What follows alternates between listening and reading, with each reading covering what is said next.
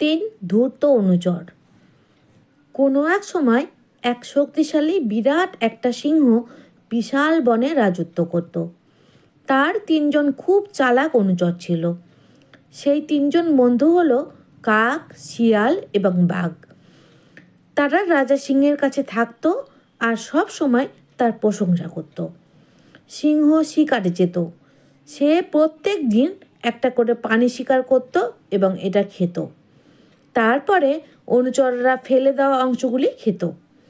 একদিন অনুচরগুলো একটা উটকে দেখল।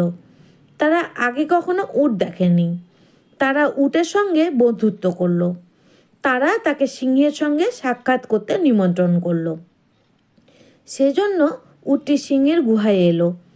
উটের কুচ সিংহকেও খুব আকর্ষণ করলো। তাই সে বলল, স্বাগতম, তুমি এই গুহায় আমাদের সঙ্গে থাকতে পারো।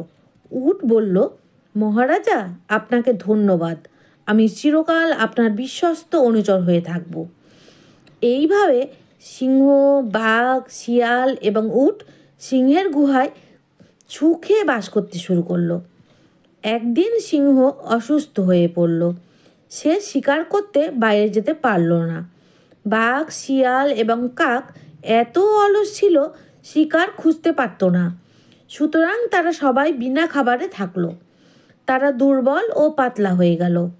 কেবল উট মোটা হতে থাকলো। সে ঘাস, পাতা ও ফল খেত। গরম গ্রীষ্মকাল তাকে দুর্বল করতে পারল না। 3 ধূর্ত বন্ধু খুব রেগে গেল। কাক শিয়ালকে বলল, এই উটটা মোটা এবং বিরাট, সে আমাদের 1 সপ্তাহের জন্য খাদ্য হতে পারে। শিয়াল একমত হলো। বাঘও সেই রকম একমত হলো। তারপর কাক সিংহের কাছে গেল এবং বলল, মহারাজা, আমরা আপনাকে ক্ষুধার্ত ও দুর্বলতায় মরতে দেখতে পারবো না। আমরা আপনার জন্য খাবার খুঁজে পাই না। দয়া করে আমাকে খান। সিংহ বলল, প্রিয়, তুমি এত বছর আমাকে সেবা করেছো, আমি তোমাকে খেতে পারি না। তারপর শিয়াল বলল, মহারাজা, দয়া করে আমাকে খান। কিন্তু সিংহ অস্বীকার করলো। তারপর বাঘ বলল, আমার জীবন আপনার জন্য, আপনি আমাকে খান। সিংহ অস্বীকার করলো। বোকা উট ভাবল, তারও একই রকম প্রস্তাব করা উচিত।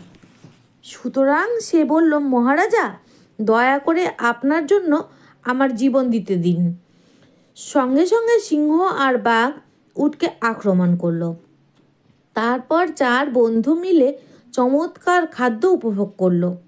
কিন্তু সিংহ চিরকালের জন্য এক বিশ্বস্ত অনুচর হারালো।